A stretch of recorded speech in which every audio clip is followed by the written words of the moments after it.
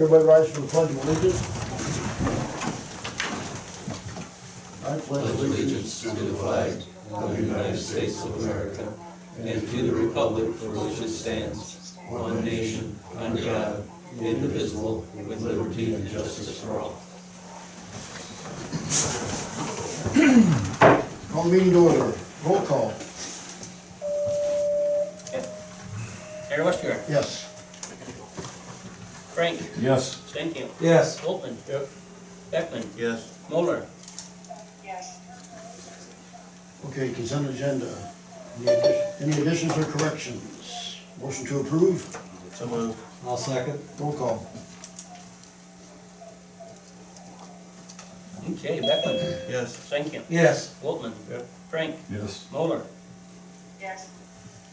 Okay, we have 3 building permits. They've all been signed by Eric and approved. Yep, they are. Motion to approve. I got a question on that, one for the Newman. Yep. How tall is that? By the picture on this, on the back page, it looks like it's 3 stories and it's gonna be pushing the limits. It is. It's 2 stories plus a bonus space, and they had measured it up a little bit under 35, and it was around 33-ish. Okay. That's gonna stick a long ways up in the air. Motion to approve the building permits. I'll make that motion. I'll second. Roll call. Stankin. Yes. Frank. Yes. Beckman. Yes. Volkman. Yep. Moeller. Thank you. Hey, while we're on building permits though, I do wanna, I guess, just point this one out to you, Buzz Julie. And that deck on the front of his house, that portions of that deck are non-compliant. So I've been to talk with Buzz, you know, about the fact that he certainly would need a building permit, but I don't think you can get a building permit for that deck portion of it that extends out further. So I talked with him again. It would either bring that into compliance, or I'm interested in your thoughts about a variance, whether we'd allow him to apply.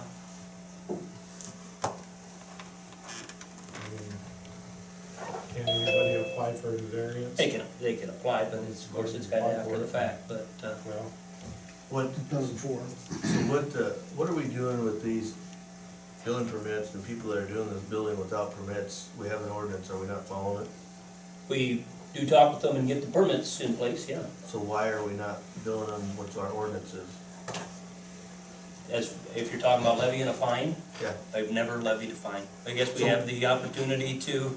So why do we have the work with ordinance then? folks for the guy who really refuses to do anything. You know, when we approach somebody about a building permit and they realize that something's needed, I've never had the instance where they would buck you completely and just say no. So this one, he's already got it built, he needs a variance. What happens, if he's doesn't get his variance? I think it needs to be built to code then, or Is he too far to the street then? Is that what the deal is? Or does he just need to put a railing around it? no, the railing, I guess, in some ways makes it more non-compliant. The raised portion that comes clear out to the end of the steps, you know, that's when as soon as it becomes higher than 18 inches, that's where we start measuring the setbacks. And you know, if they had just steps there before, this is a little higher, a little further out than what it was before.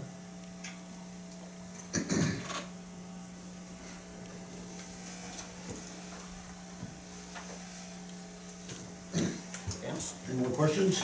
Well, I would say he's gonna have to go through the process of getting the variance or, Tearing it back apart. right. I agree. Yep. Because I personally was denied a variance on that same stipulation up here on Kelly and Jesse Carroll's house Mm-hmm. Sure. on average yard setback. I still think that ordinance needs to be brought back to the board and reconsidered. They've had some discussion on it recently, and haven't chose to be making any changes to it yet. They're talking about the average front yard setback though, right? Correct, yeah. Yeah, we've talked about it some, you bet. And about whether it really applies in town more than anything. Out around the lake, they're very much, I think, in favor of keeping that average.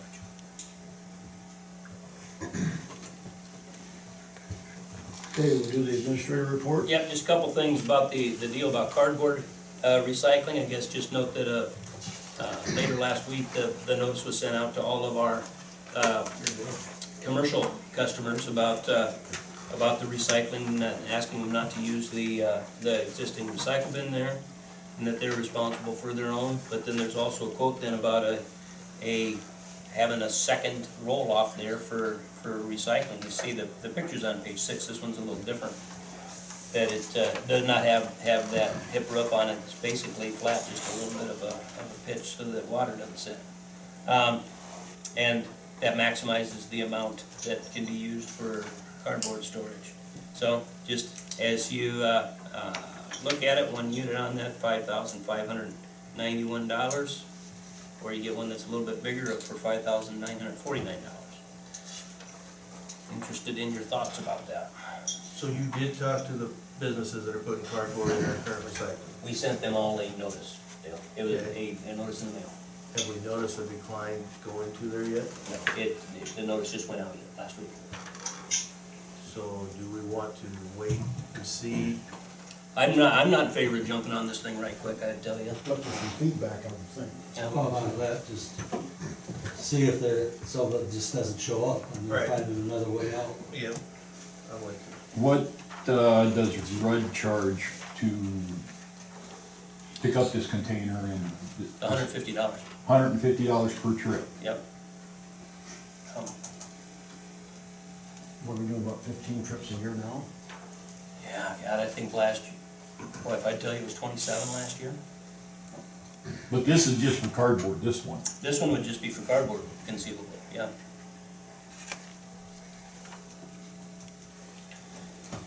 Okay.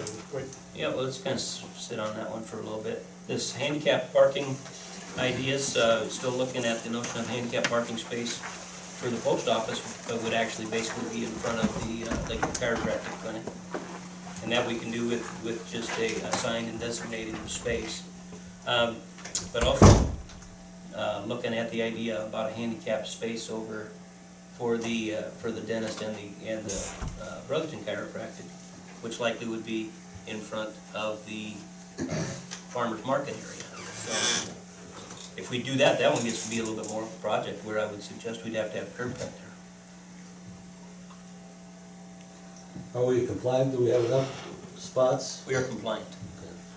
We are compliant as is. This would just be responding to a request, I guess. In front of the post office, I know it's a touchy subject, because he is handicapped, but the current postmaster parks in a handicap parking stall. Yes. He gets there early enough in the morning where he could move down a stall or two, or to the back door and motor his scooter around to the handicap approach. Isn't And there, he's there late in the evening. The other night he was still there at 6:30, and he's always there after 5, so he's taking up another handicapped person's stall by positioning himself in that one where he has opportunity to park down just a little bit.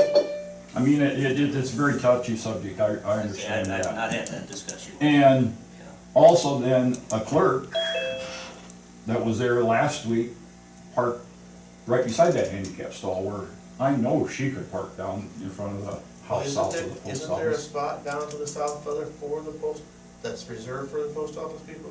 Well, it's for the carriers so For the that carriers. they can get their mail Yeah. loaded. That's But it's, I mean, just out of courtesy, I would hope that we could have a discussion with him.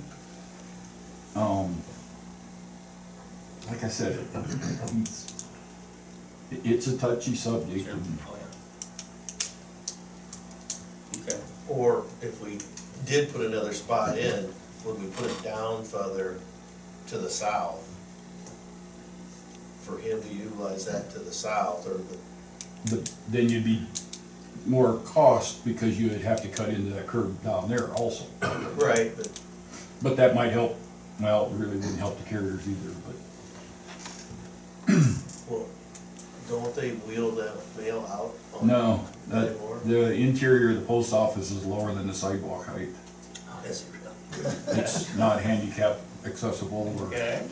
it's really inconvenient in there. So you think we should have the administrator go talk to him and see if there's a solution besides to help, because we've had some concerns brought up, is that what you're saying? Well, that's kind of where I was getting at, yeah. Push the buck on somebody else. The only thing I'm wondering about if we, you wanna create another space, is that kind of? Well, yeah, I mean, he's taking up the only handicap spot there is right there now. But I mean, if we put another one in, we gotta get certain specs, gotta make it wider. Does that interfere with any other parking spots? I guess So I guess just as you look at this, of course, it's a one-way street, and we may look at this then as saying it's a parallel spot, then as you go south. And then the van entry actually gets out on the sidewalk. so parking, Park south, a couple south and wheel right in, yeah, wouldn't be a big deal, I think. I mean, take it or leave it. Well, I'd like to be able to accommodate that type of folks, one way or the other. If we can, if he's not willing to, and I don't know his situation, if he's not willing to reevaluate it, then we need to look at doing something, because people that are handicapped need to be able to get access. And if we do it down there, I think we ought to look at doing it down by the other, the dentist and other chiropractor. Just my 2 cents. If that makes sense. go do some inspecting. Okay, well, I'll talk to them again. Do have a couple other things, and one of them is Dean's List. And this is just projects that we're gonna work on in the next few weeks. You know, it's just kind of giving you guys an idea of what we're gonna do. Can this be done every 2 weeks so that we have an Yep. idea what you're gonna be doing? Possibly without, Yep. I mean, if there isn't any interruptions? Yep, and just so you know, some of this stuff, you know, we'll get, excuse me, we'll get taken away from some of this stuff, and it, you know, these are the stuff we've got planned to do. And then, you know, plus our locates and stuff also take more time than the stuff that comes up, you know, but, yeah, we're gonna pour the concrete tomorrow. Well, they're gonna pour the concrete tomorrow up here on Fifth Street. That's So, what, by the old car wash, Pardon? by Shodden's old car wash. no. No, That Meredith stuff. Meredith. by Oh, Karen, on Fifth Street. Karen Wetstein's. Yes, they're gonna be pouring that tomorrow. We're gonna continue to sweep streets. You know, last week we didn't sweep them. We were working on the fire hydrants. And we did get one day, I believe. And it's gonna start getting snowy, so we're gonna be working on dump trucks, getting them ready. We do have to get the UV bulbs and stuff out at the lagoon, get them out. We're gonna do that this week. And then, of course, get some brackets put up on the poles for the Christmas lights. You know, then we'll have some shop work and whatnot. The electric side, gonna be digging some wire in at Terrell's Landing for a few days. Conduit for a house on Sunset Drive. Changing out poles, reading meters. Let's change out wrong, Rich. It's a switch up on top of a pole, Oh, okay. and that'll A pretty much ronk take a is a day. switch. A ronk is a switch? Yeah. What are you doing for conduit on a house on Sunset Drive? Going, It's digging in the conduit from like the transformer to the house. That new house right south of Tammuz. you usually put in conduit? To the house, we have to run it to the house and up to the meter socket, because that is The our, conduit comes up from the ground up. Up to the Just a meter. plastic conduit. yeah, Yeah. yeah. All right. Can Can I make a suggestion on something else? Yep. Maybe spend a half hour and take the skid loader down and push some leaves back to the west at the dump. Okay, we did that this morning. Oh, this morning? Yes, Okay, yeah. yesterday I was down there and it was. Yeah, it's full. Yeah. Yes, yeah, Perfect. yeah. Never mind. The skid loader is actually down at Haley's, Oh, getting worked out. never mind. But yes, that was done. It was definitely full of leaves. Mhm. Can you also just give them any update then on shop roof? I had, That's it. one of the guys, Armor Roofing, to do the spray. He actually stopped on Friday. He got up there, took a bunch of pictures. He seen a couple spots on the, just the peak where the water's probably getting up into, and then it just follows down. He recommends, there's some, he would put down a rubber deal. It's like this. You can stretch it just on that peak, and then spray it with that acrylic On over the peak. over the peak. Because the rest of it looks good. There's no holes or anything. If we did that, how long would it take before you knew if it worked? As soon as we got a sideways rain, Take a fire truck down there. we could do that. We're not getting much How rain. long is it going to take before that metal expands again and cracks some more though? Underneath this rubber coating. With this? That stuff, you can stretch it. He said you can stretch it all the way out. Yeah, but I meant, Well, if, is there a warranty with this work? I believe there was a 15-year warranty. That's longer than a brand new one lasted. But that would be, yeah, I haven't got a price on what that one would be. He just gave me that sample and told me, and then if you want him to come and talk to you guys about it, about his procedure, Can you put that on in cold weather? I don't know, I wouldn't recommend putting it on cold weather, because, No. you know, it won't adhere, thank you, adhere to the metal as well. 100% elongation. I did reach out to Colin, and he was Okay. gonna reach out to whoever, whatever that guy's name is, that did his. Mhm. I'll find it here for you. I will ask Dave, and haven't heard back from him yet, next Thursday, so.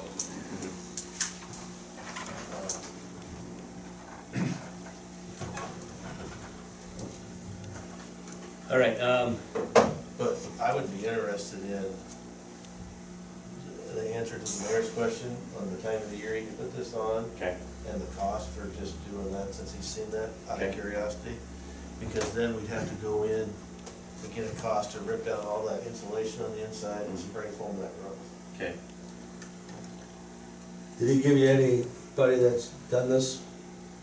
Any No. place where he could take a look at it, or? No, I did not ask him that. He was trying to get it away from me to go talk to Dave Nelson, because they're coming next spring to do Dave Nelson, the shed down there by the shop, Oh, okay. so. while we're discussing roofing, we had the public works guys just up on top here cleaning out the gutters and whatnot. And Dean had, I think, some interesting observation up there too. There's a lot of bubbles up there. Tommy says it's air bubbles on the rubber roofing and the insulation up there. There's a whole bunch, I got a video on my work phone that he sent me. And it's just, there's a bunch of bubbles in it, and then there's one spot where the rubber had cracked, and now we pulled the tree out, but seedling, the little seedling got in there. I'm gonna put that on my list to have them go back up there and caulk it shut, so that those seedlings get in there, but I think we should have somebody take a look at the roof just to make sure. how old's this roof? 11 years, so we had this done 11 years ago. Triple C was the company, they were out of Woodbine, and they are no longer in business. We have a guy here in town that looked at the church, that has a lake house here. I'll forward you his number. Okay. He's out of Denison. Okay.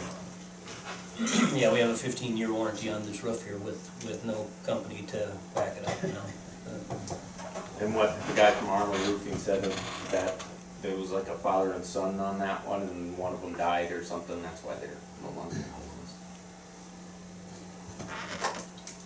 A couple other things for us then. Sac County League meeting would be next Wednesday, that's the 16th, but it's over at Fat Guys in Auburn. Okay, and Veterans Day holiday, so Veterans Day is Friday and it is a city holiday, so everybody's off on Friday. And then if I can make this work, I'll probably be off on Thursday also, just take a vacation day. So you're not going to the Northwest Iowa League, well, that's next Thursday. That's following, yeah. 16th and 17th, right? Yep, 16th and 17th. Both of these meetings, each city brings stuff to auction off. Has anybody got any ideas? Not at Sac County yet, Sac County is there in December, Yeah. but, yeah. The Northwest Iowa League is. Like what type of stuff? Well, we've done community stuff and we've always done some Westergaard woodworking. Sounds like a water tower to be auctioned off.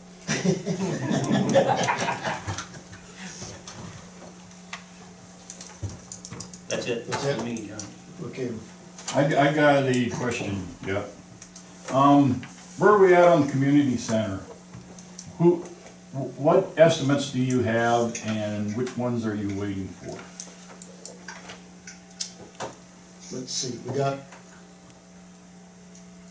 we have one from the contract, it was 1.8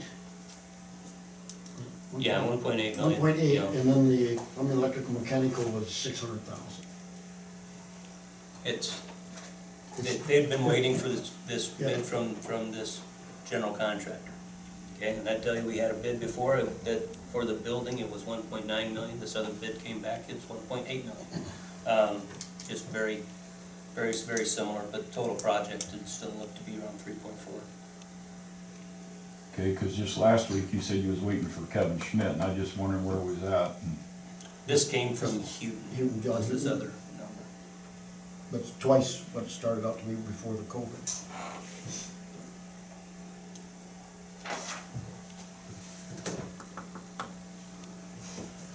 That's where we're at. So we have all the bids in now. We just got. Well, we have enough bids in, or we have, To know that we're way short. yeah, that's what I guess that's what I'm asking. There's Because- nothing else pending. Right, No, because a couple weeks ago or whenever that was, we were Right. waiting on some bids, so Right. I think that's where he's asking, what Yep. bids are we waiting on? Yep. Okay. All right. So in doing so, being way short, so where does this leave us? The committee was gonna still try to come up with some more money. That was really, that's their next step. They have another meeting scheduled to discuss fundraising options, but, say it's a significant amount that they would have to raise, but that's where they're at for now, is still working on the fundraising side of things, at least regrouping and seeing where they're at on it. So, quick question then, that's probably gonna lead into our next subject here. So we've committed 500,000 in TIF funds to that, right? Is that money sitting in an account? Yes, we have the cash, We have the cash for we do. that. Okay, so if I look, I'm just trying to get some, and this can be discussed in the next subject as well, is fine, because it goes into, I see on this water thing, 600,000 TIF debt. We're gonna borrow that, right? True. Yes. Yep, yep. Okay, so, but if I look in our TIF project fund, we have a clerk's balance of roughly 320,000. And And, there's a CD further on down the report. I did see that, that's what I was gonna, is it CD money market? Where's that?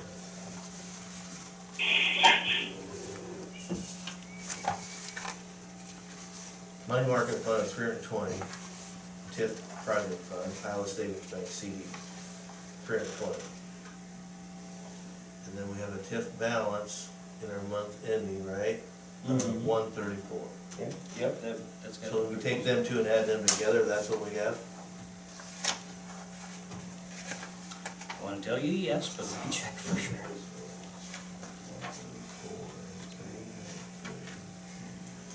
443. Yeah, and that would be Pretty close? pretty close, because we have had some expenses on the community. Oh, yeah, I get that, yeah, and we've spent some of that TIF money for our engineering fees and stuff, I know that. Yes. But, and this is leading into the next subject, is where I'm going with this, so, sorry, it's probably two things in once. So then in the TIF month ending October thing, we had receipts of $20,347. Do we get that like twice a year? Or how does, We will get most of it as one big chunk in after the September property tax payment. is that this one then? If there's a large amount in there, It yeah, says $20,347. then that's more than half of what we would get for the year, for this year. Okay, so then, okay, so then in this water thing, it says here we're existing TIF of 50,818 for 23-24, Where you at? page 14, Okay, yeah. sorry.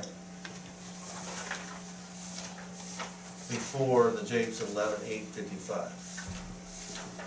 Yeah. So if we're That's- getting, so where's that extra $20,000 come from? Okay. I'm just, well, so see where I'm going with this? We had a receipts, Yeah, just on page 14 is future years. okay, yeah, Okay, which is right. next year, Starts off, yeah, with 23, 24.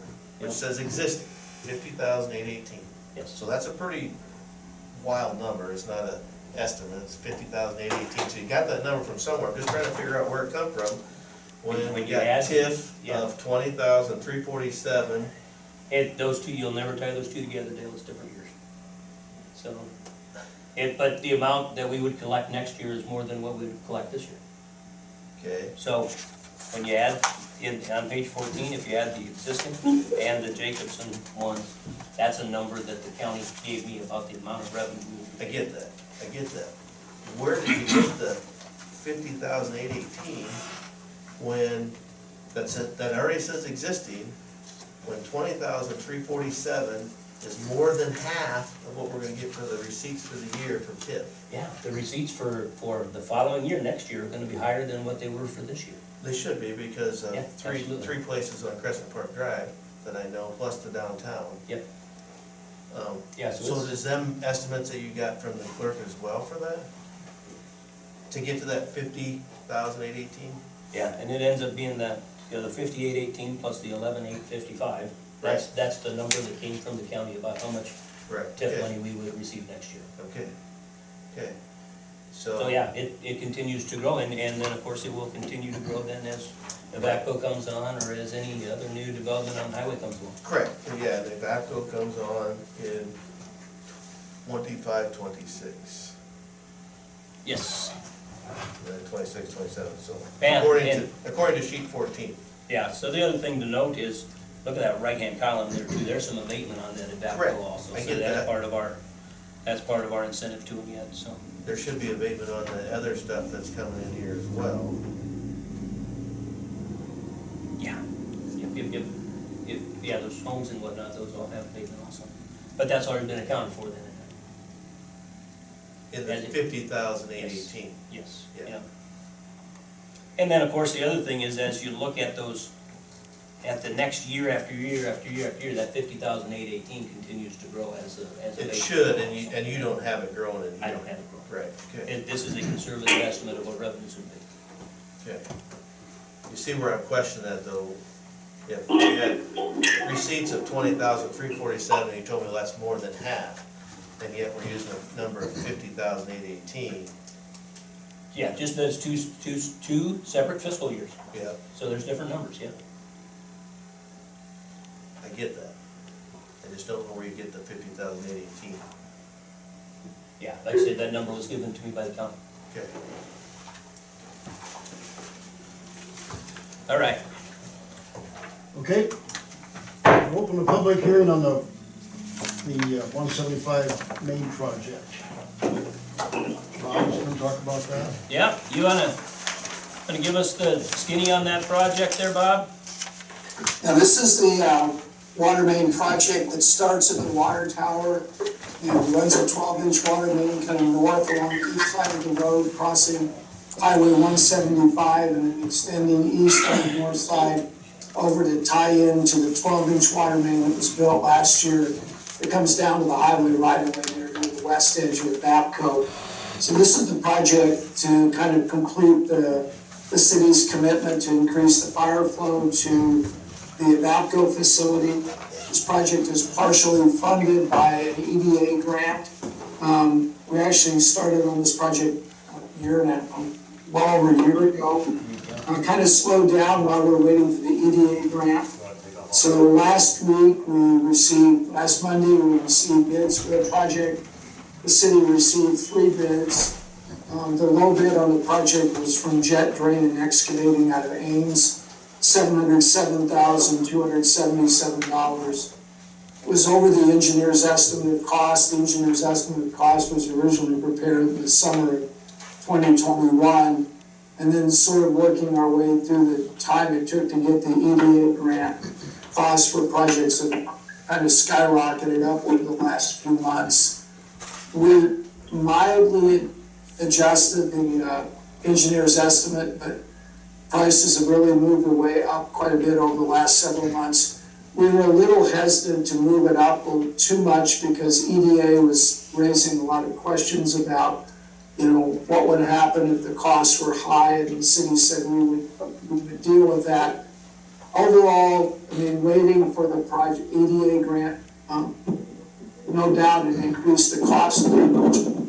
But if you look at what the net cost of the city is out, taking into account grant funds, it was better to wait for the grant funds than it would have been had you foregone the grant funds and build it on your own. So part of the reason is that we have a completion date in June, which is pretty quick. A lot of contractors are still kind of booked up, and short completion dates are kind of damping down people's enthusiasm. Jet Drain is a small contractor. The owner of it worked for a different contractor for about 20 years in the underground business and started his own business, I think about 7 or 8 years ago. Does water main, sewer work, kind of moderate sized projects. I'm gonna say, a mix between a traditional plumber and a small underground utility contractor. We've worked with him on 2 or 3 projects since he's gone out on his own. And then he's been on several other projects where he was the project manager at his prior employer before he went out on his own. And, so far our experience with them has been they're capable of doing the work. This is not a super challenging project. We don't have a schedule from them. They're trying to finish up some other work. My guess is that this will be a project that they may start late winter and try to finish in the spring. My guess is we're late enough in the season, they're not gonna try to start it, or at least get much of it done yet this fall. So if you decide to go forward, we still have to get concurrence from EDA. So if you decide you want to award the contract, I would condition the resolution on concurrence from EDA. As we do not have that, we still have to get some information, make sure that everything's on the up and up with EDA. So if you want to move forward with the project, if you want to adopt the resolution subject to EDA concurrence, that way if you get the concurrence, it doesn't have to come back to the council for award. The other option is you could not award tonight. We'll wait for EDA concurrence and then come back at a subsequent meeting. That's really your choice.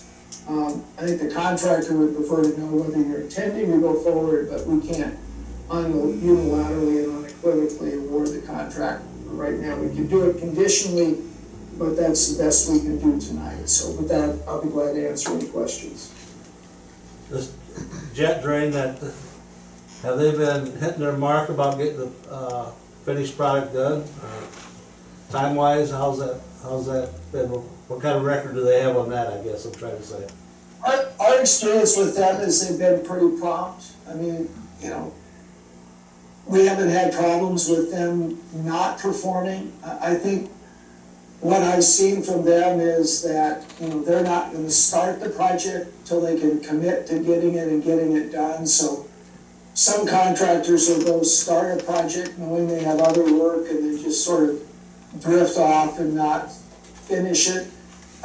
Jet Drain, you know, what I've seen from Jesse Batchelor, the guy who owns it, is that, you know, he's pretty good about scheduling his work. He'll finish up what he's got going now and then get on it and get it done. My experience is if he couldn't get it finished, he wouldn't have bid it. That's sort of been our experience with him. Unlike some contractors that seem to bid everything whether they can do it or not. He's the smaller contractor who tends to really only bid work when he has the ability to do it. So that's been our experience with it. With this coming in at approximately 30% higher than what we anticipated, isn't that the number, 30 what? 29 points up. Yeah. With that completion deadline of June 30th, with the way prices are changing on some products and materials, is there a chance we could rebid this with a different completion date and maybe save some money? It's a possibility, you never know. I mean, when we started on the project, Scott and I discussed, you know, whether to have a fairly aggressive completion date of, you know, June 30th or a longer completion date in the fall of 2023. And at that point, sort of the consensus was that the city had made a commitment to Evapco. It's taken longer to get to this point on the project because of the time it took to get through the EDA grant. And Scott's thought at that time was the city had sort of committed to moving forward with the project, so we opted to go with the June 30th date. At this point, you know, there's rebidding it for a June 30th date isn't going to get you anywhere. Whether rebidding it for a later date, don't know. That's a possibility. How high that possibility is, it's hard to tell right now in the marketplace. In your years of experience, rebidding something like this, is there chances of that coming back higher? Is there a chance of? Yeah. What have you seen? What have you seen in your long time experience? You know, kind of looking at it and I talked a little bit to Jesse, the guy who owns it. And I sort of posed the question to him and said, you know, is schedule an issue? Like, I'm not going to ask him if you bid lower if you, you know, bid it later again. He indicated they were, you know, they had a window of time to look for it, to get it done that by June 30th. So I kind of read that as saying that, you know, if you came back and rebid it again, he probably wouldn't be any lower, whether I doubt he'd be much higher. You know, what other bidders, so I don't think it's gonna really affect that, you know, the low bidder. If you rebid it, the question, do you believe that some of the other bidders, you know, you only had two other bidders, one was competitive, which was King, and one was J&K, who was $100,000 some higher, so they're not gonna come down and be in that range. So really what you're saying is, you know, would a bidder like King, if you gave them longer, would they, you know, could they come down enough to beat, you know, Jet Drain, or can you find another contractor to come in and have an interest in it? You know, I would say, you know, you have maybe a 20 to 25% chance of getting a better bid that's meaningful. I mean, we're rebidding it, getting the $705,000 number is not really any different, but to get something that would say be under 675, I would guess it's probably a 20 or 25% chance. The other challenge right now is that nobody knows where inflation is going, and so, you know, extending it out sometimes in the market today is not real productive because they're just perceiving that the costs are gonna run away from them, continue to run away from them next year. And so, you have some possibility, if there's a contractor who couldn't get it done by June, who says, yeah, I can get it by September,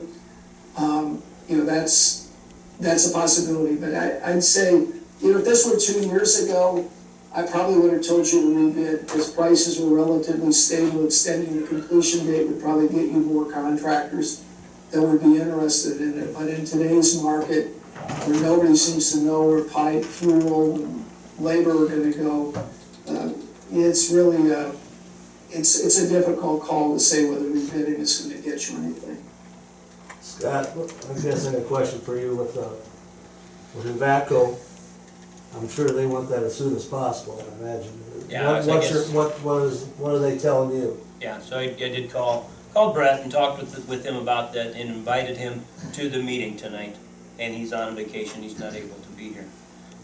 He just reminded us of the fact that they sure would need this water just as sooner rather than later. And his comments are more about the obligation that the city had made to get them the water.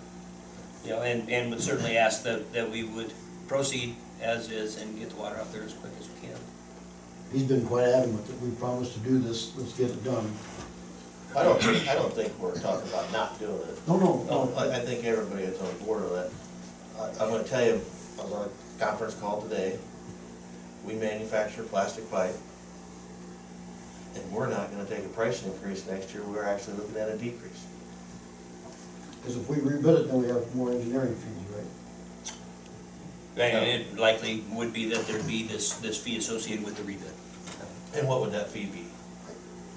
$2,000 would be a guess. But we take a chance of not getting enough there, we barely had the 3 we had. I also talked to a contractor that the time constraint was a big issue for Oh, them. yeah. I just think, I'll just lay it out there, we're in the public hearing part, right? Yes. I'd be in favor of rebidding with a later time frame, even, and make a statement to Evapco. We are committed to this, but it's 30% higher than our engineer estimate. It's 30% higher. It ain't like we got money just laying around. We've got other projects we'd like to do, and that's just my opinion. I don't know what everybody else is thinking, but that's, after what I've learned today and last week, that's what I think. 30% that's missing the number a long ways.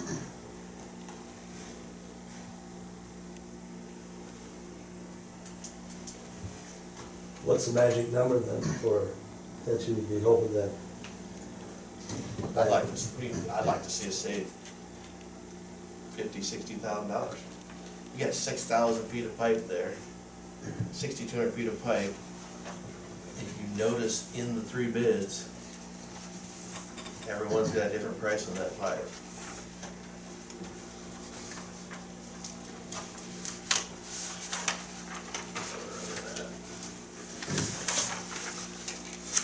It's just me talking out loud amongst you guys, so, and everybody else that's here.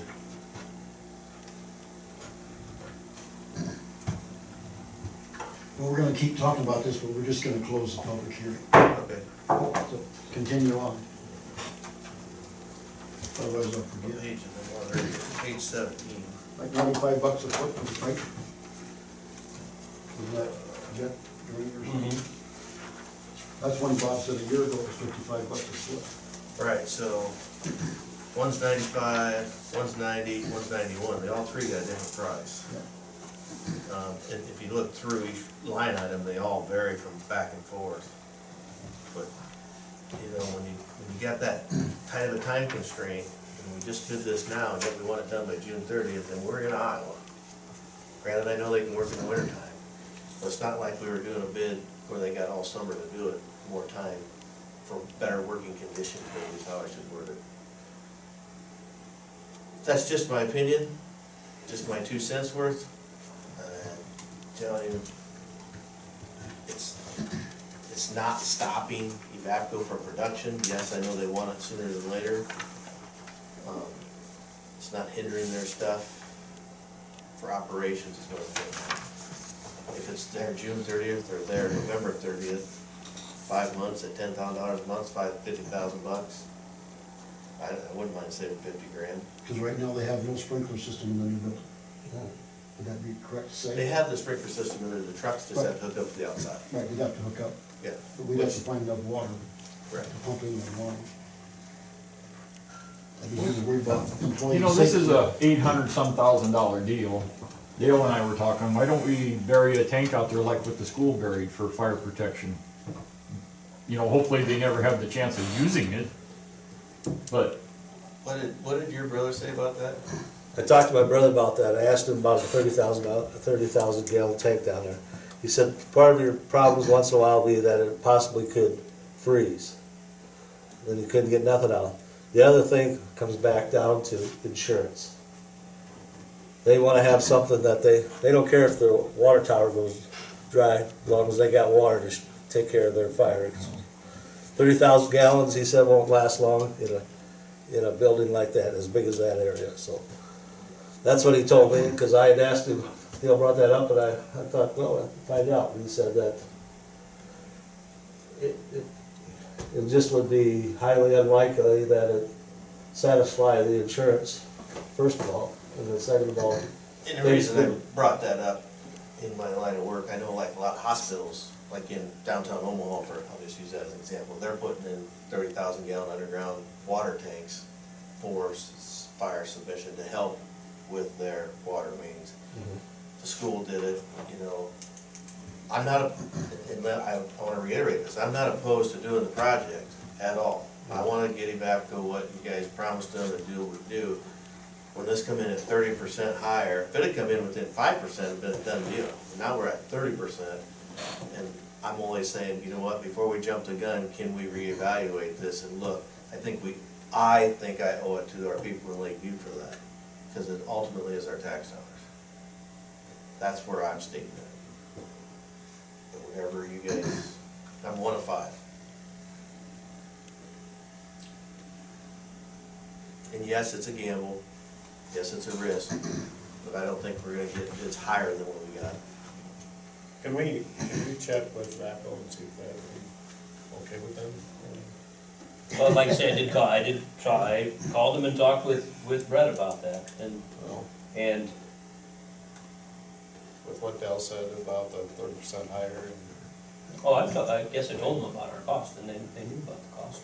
And they just, again, we look more at the obligation about us getting that done.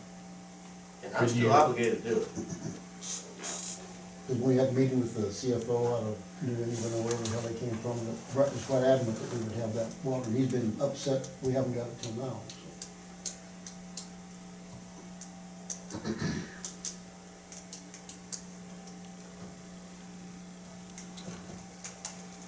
Anybody else's thoughts? Tammy, got anything?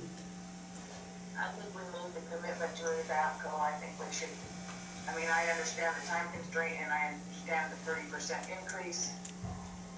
But, this is a big employer here, we made the commitment. I think we need to stand behind it if we can. Is that a motion on resolution 2229 then from you?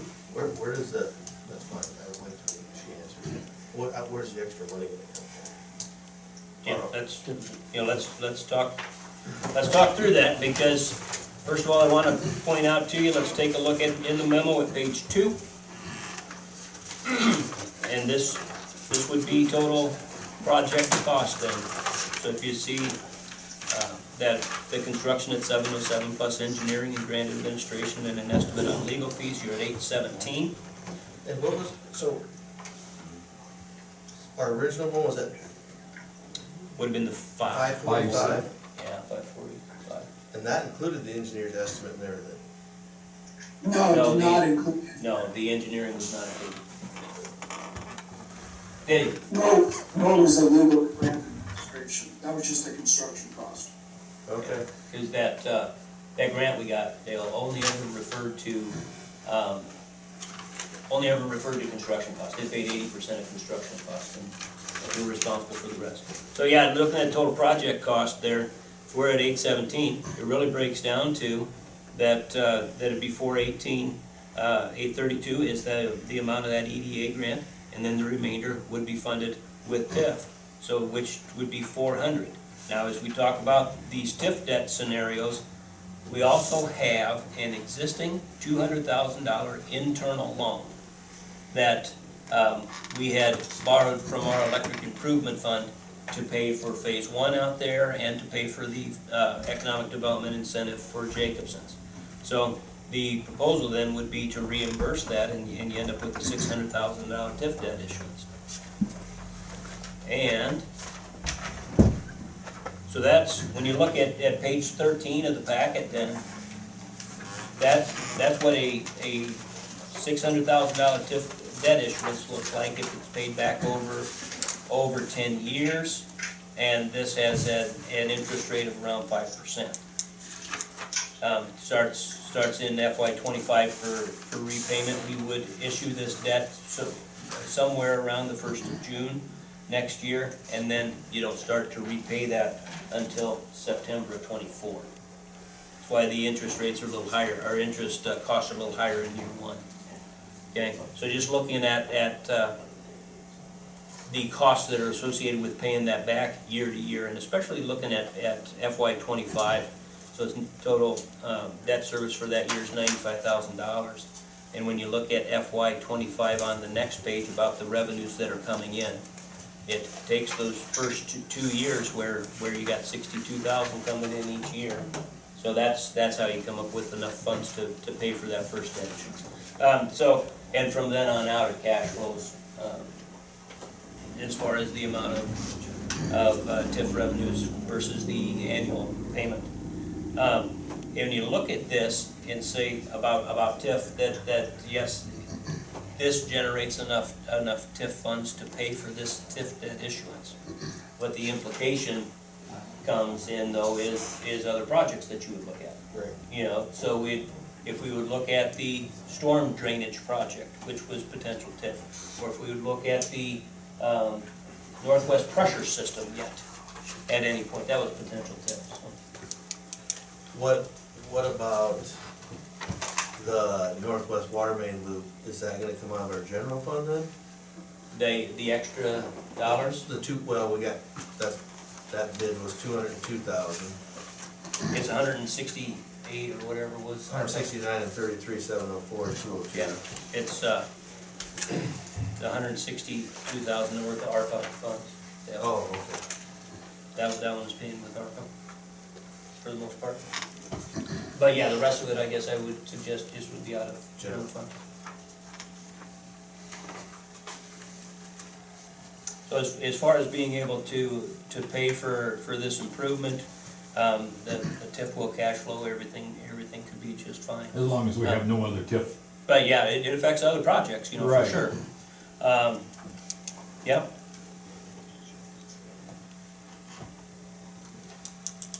So yeah, I guess, really, so the process here is two things.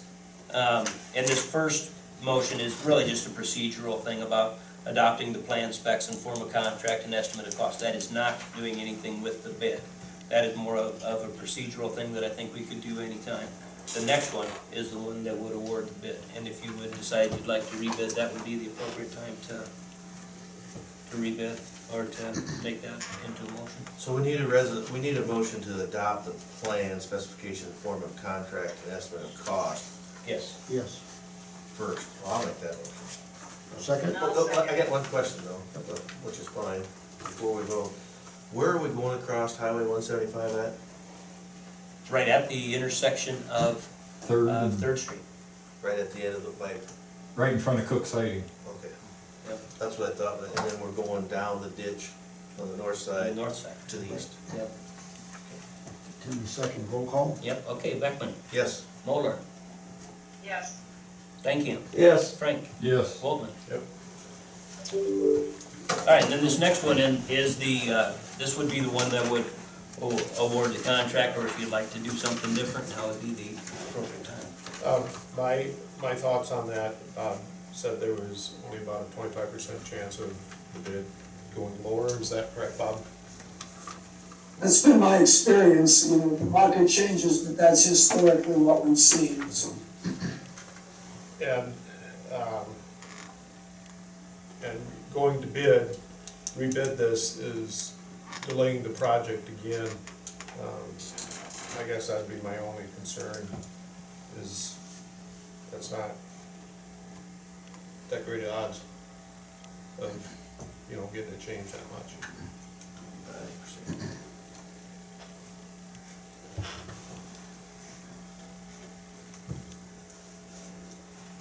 I'll make a motion to accept the bid. Second? Contingent on Bob's, Yeah, it's gotta be with concurrence from the EDA. Yeah. Right. If you're gonna adopt the motion, the resolution to award a contract, make that contingent upon EDA concurrence. Right, Yes, okay, yep, will do. okay. Roll call. Okay, Stankin, Yes. Moller, Yes. Boltman, yes. Beckman, No. Frank. No. Okay, we gotta talk about the Northwest Water Main Loop project. Yeah, this is the project that goes around this, basically around the south and west side of the school, it brings a hydrant back over, back over to the east. Alternate one takes it over to Jackson Street. My suggestion on this one is that our estimate was just under the threshold of what you could go forward with quotes. They've now announced the 23 quote limit. Jet drain, if you decide to move forward with it, will not work on that this fall. And just to make here's kind of where I think might make some sense to go, kind of clean up the procedural stuff. If you want to do the alternate, as well as the base bid, which is the 202,000, that's over the new threshold limit. You probably would be a little hesitant, and that one you probably would need to reject the quotes and go bid, just because it's over the limit. If you want to stay with the base project, which is closer to what your ARPA funds are, my suggestion is we table any action on the resolution and bring it up in January after the quote limit is comfortably above what the 169 number is. So not just, that's more of a procedural thing. I mean, historically, as long as the estimate was under the quote limit and the price came in a little over the quote limit, it seemed to be, nobody kind of seemed to care about it. But we know the quote limit is going to go up well, it's going up into the 190s on January 1. So I don't, the council can sort of informally say, yeah, we'd like to decide this is the scope of the project. But my suggestion is that we don't formally award the contract till your first meeting in January after the quote limit is up comfortably over the 169. And if you decide you want to do the whole project, probably need to think about rejecting and bidding that, because that's over the quote limit. Does the whole project include the fire hydrant and moving that back to Jackson Street? Okay, so yes, so the project, what they would call the base project, includes everything, including the fire hydrant, but not from the fire hydrant east to Jackson Street. Okay. Okay, so the bid alternate is just that main from the hydrant east to Jackson.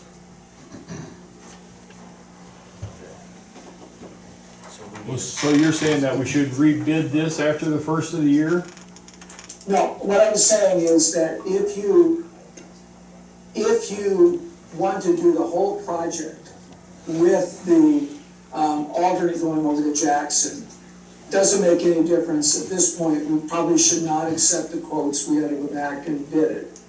Now, if you want to do the base project, which is what we talked about, getting the hydrant over to the school, but not taking it over the 300 and some feet to tie back into the 4-inch on Jackson, which really from a fire protection perspective isn't gonna give you a lot more because the 4 inches isn't gonna really deliver very much.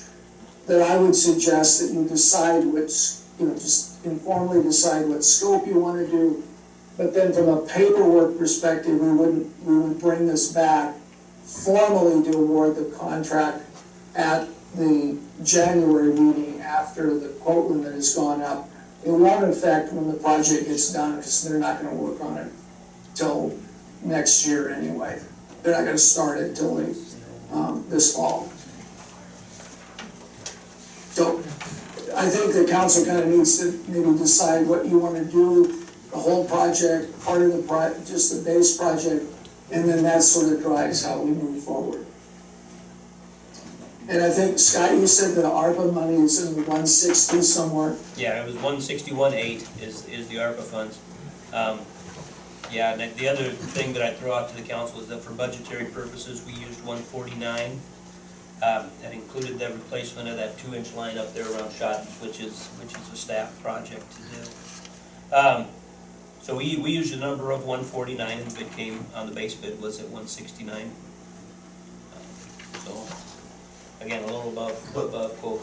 But we want that, we discussed about making that loop all the way back to Yeah, Texas. and that's why it's here as an alternate, I guess, to know how much it is, but yeah, you can sure do that if you want. If you want that main going back to Jackson Street, we would reject the quotes and bid it. I make a motion, we reject the code. Second. I agree.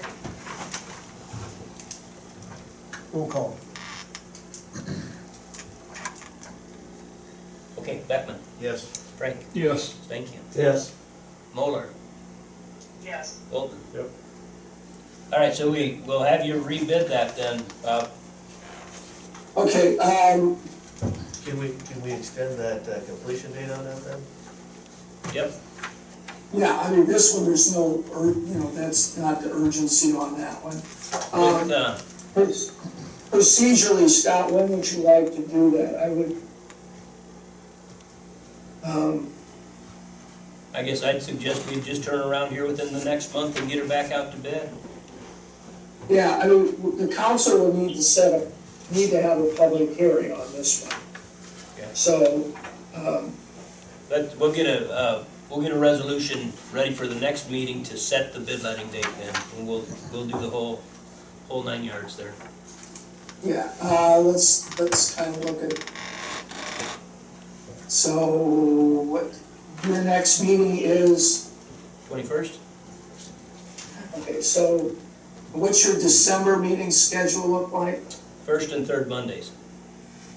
So you're gonna have a meeting on the 19th? Yeah, we will. Okay, so we'll have the public here, if that's okay, we'll go out to bid on the 21st. We'll bid it around the 12th or 13th of December, bring it back for award on the 19th. And my guess, you'll end up with about the same set of bidders you had this time. Okay.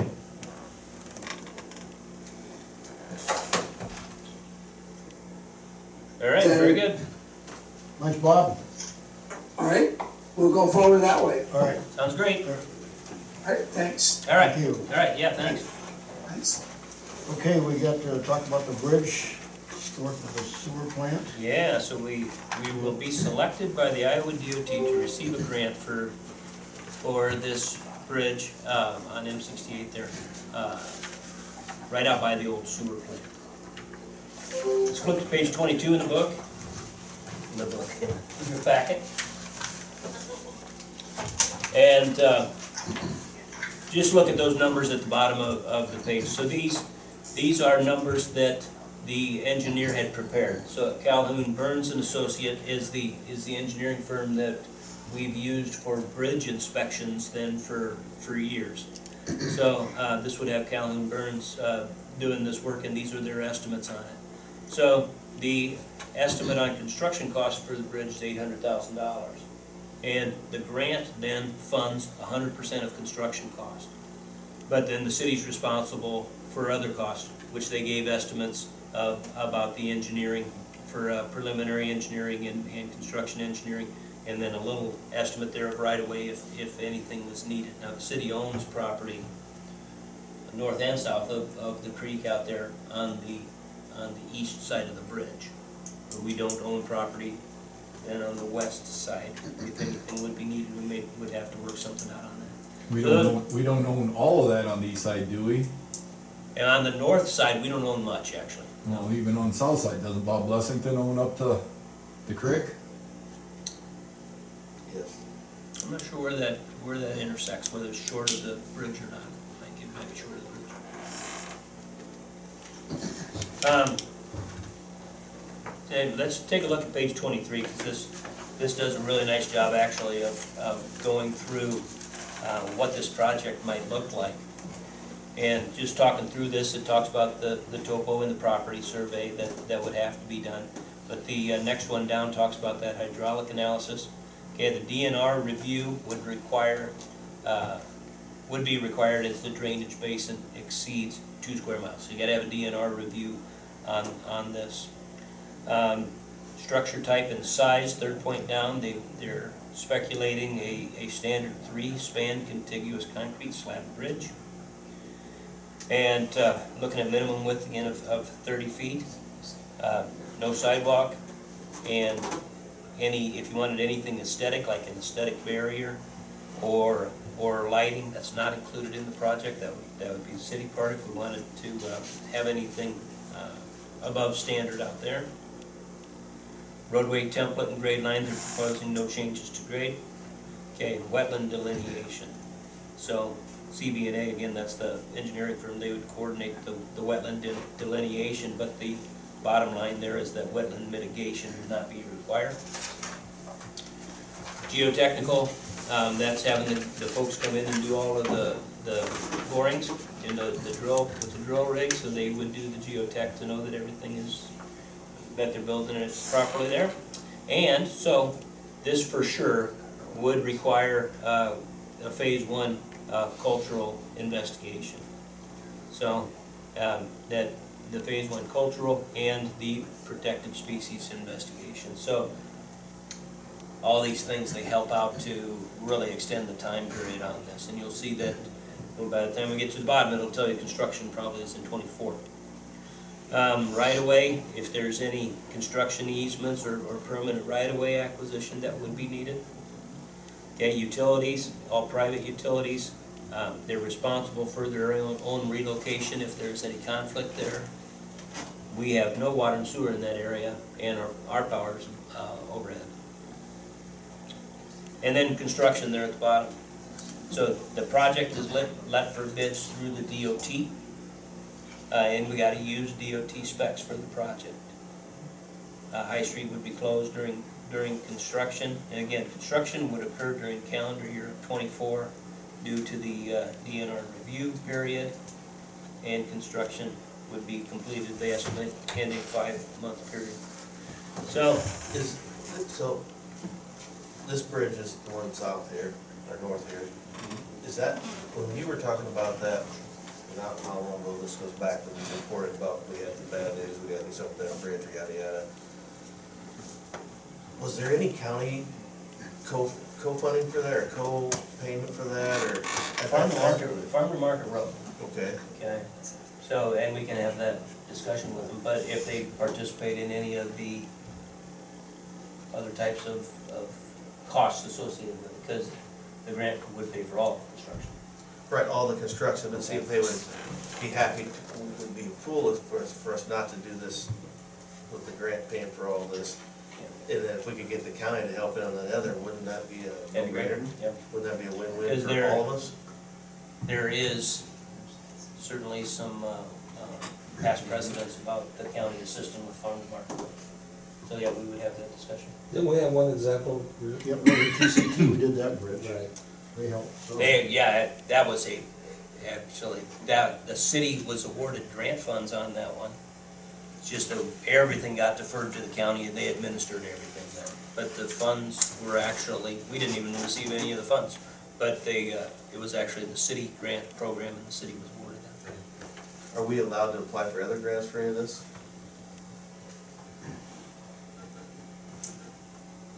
I don't don't know, but I can't imagine why we wouldn't be able to. Other than, you know, what you're applying for is for the engineering fees. Again, it's just whether you put forth a good-looking grant. But we got till 2024, so we got a little time to. Yeah, so the time limit here is that we need to respond by December 2nd about whether we would choose to accept the grant. The free bridge. I make a motion, we accept the grant. Second? Second. Pick one. Roll call. And work with the county to see if they'll cost share some of the engineering fees. Let me add, maybe, yeah, maybe they can engineer, Yeah, that's what I was gonna say too. why not? Okay. That'd be awesome. All right, Beckman, Yes. Wolfman, Moeller, Yes. Stankham, Yes? Frank. Yes. Okay, we gotta pay the fire station siding. Yeah, so we do need to authorize payment of this, and the project is done. Everybody seems to be very happy with the project. I brought this to the council about the notion of whether we should have some type of arrangements whereby the trustees would be held partially accountable for this, and that they would help to pay for that. Talked with the chief about this, and as we talk more about that, I think the recommendation, another recommendation from the chief would be that we just acknowledge it's a city building and the city should pay the cost on these. And relations with the trustees have been really, really good, and we'd like for that to continue. And that would be the recommendation from the chief, and then I'm good with that recommendation too. As we look at this though, we have $10,000 in the fire department budget for building maintenance. Okay, and again, this was 31.9. So really, it's still in order to make the fire department whole. What I would just suggest to you is that we pay that out of fire department funds, but we would have a budget amendment to amend their budget accordingly to authorize that payment. Yeah, I think since it is a city building, I think. These are one of them projects though that why didn't we apply for a grant for that, the Sac County endowment? For this last go-around, the project was done, we're not eligible to apply after it's been done. We would have had to pre-think about it. It's something that could have been done knowing that, because this project's been in the works for a couple of years. But it wasn't started until, I think it's almost a year ago we got the bid. Some time back, yeah. It's been, I know, I think it's over a year because I was on the council together. yeah. It's been taking way too long. We need a motion to pay that. Yep, just motion to approve payment. I'll make the motion. I'll second. Roll call.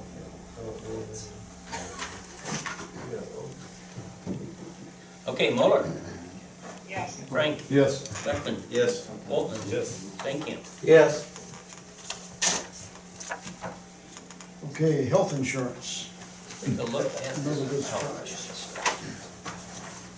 That's, the renewal starts on page 25, and that just simply tells you that the renewal, the health insurance rate is proposing to go up 32.37%.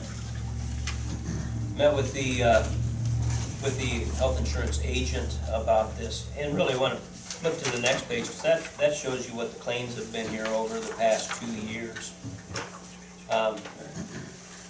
And where it says claims incurred, that would be larger claims incurred over the 2 years ago and then versus this current year, which we're at $298,000 worth of large claims.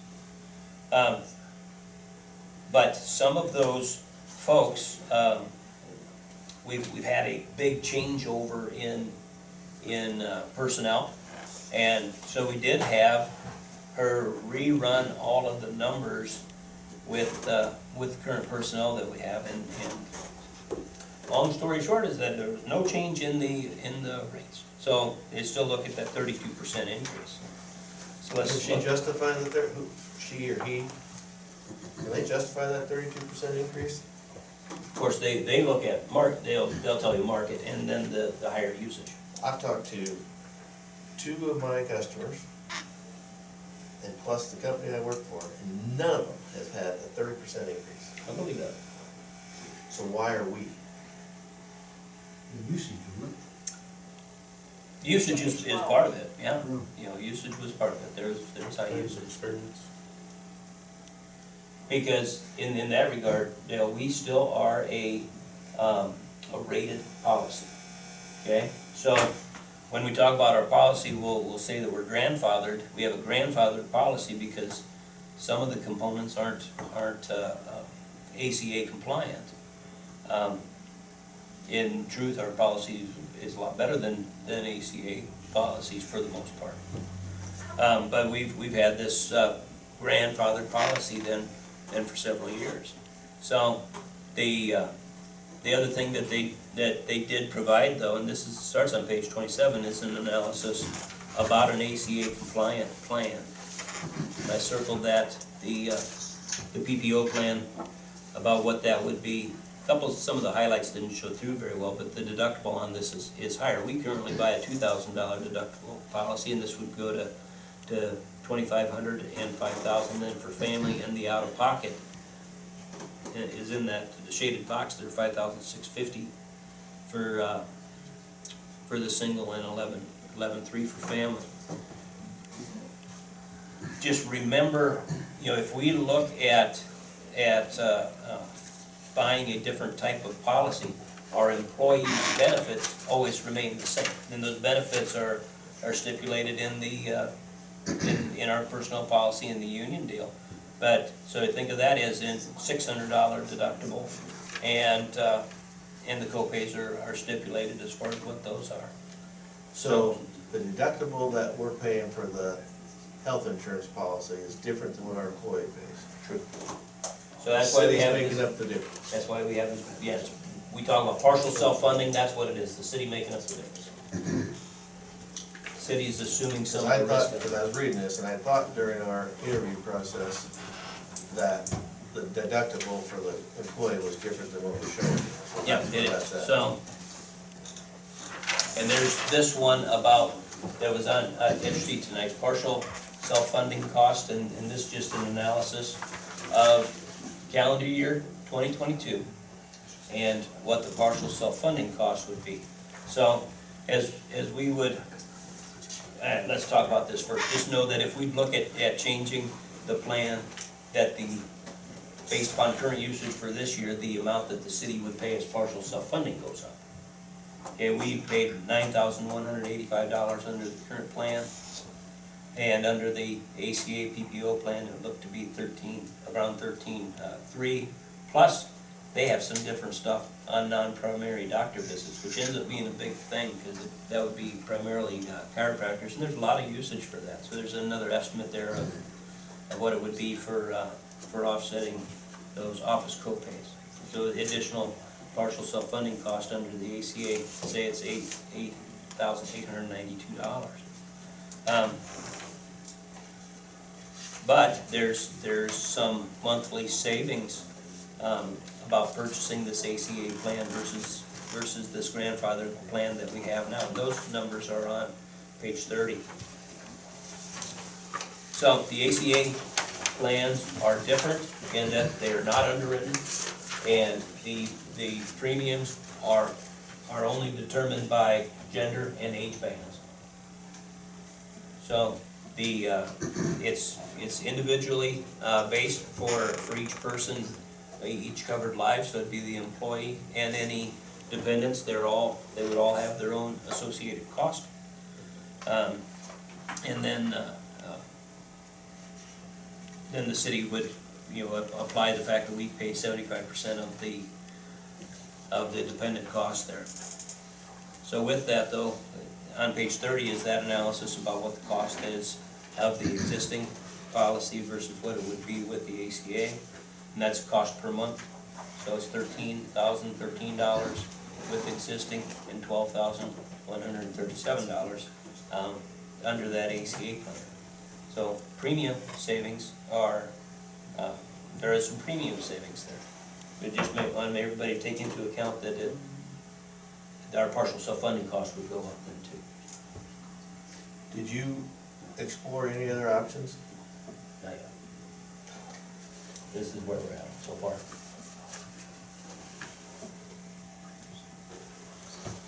We, in the past, we looked at some. Oh, yeah, we can. Yeah. I mean, we can look at other providers. Anybody have any questions on the health insurance? Not need a motion to go into closed session? Well, hey, we need to know what the heck we're doing on health insurance. Well, hell, I thought we were, didn't have till first of the year. It renews on the first of the year, so, yeah, if we wanna do some We more. really need to do some more investigating. Options. Does that make sense? Different providers, I think you're talking Well, about different. 33% is, I get it, yeah, it's hefty. God, heavy yes. ain't the word. And then if we have to do this, we get to go, it gives us permission to open up bargaining again. No. Yes, it does. As far as the, We can open up union negotiations again because the price increase was over that stated amount, which is in our union negotiations. We talked about it, we got our butts ripped that night here in, and I have a good memory of it. yeah, I just don't know that we have that. I believe that he's correct on that.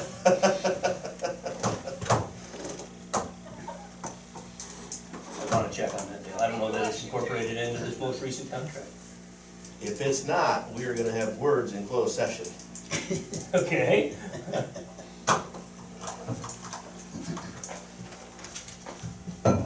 Anyway, we'll look for, I think we need to, I'll make the motion that we explore other options and check into the union renegotiations. Second, I'll second. roll call.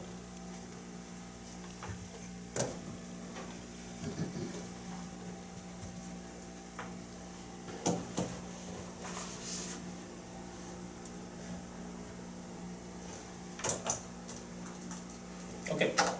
Okay, Beckman, Yes. Frank, Yes. Stankin, No. Moller. You know, I think we need to do our due diligence. Okay, Wolfman. Yes. You happy now? Yes. Okay, motion to go into closed session, I'll make that motion. second,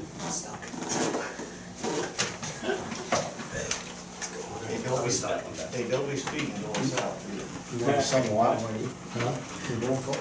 Oh, I'm sorry. Okay, roll call. Okay, Frank, Yes. Stankin. Yes.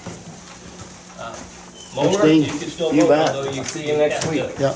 You won't be able to participate.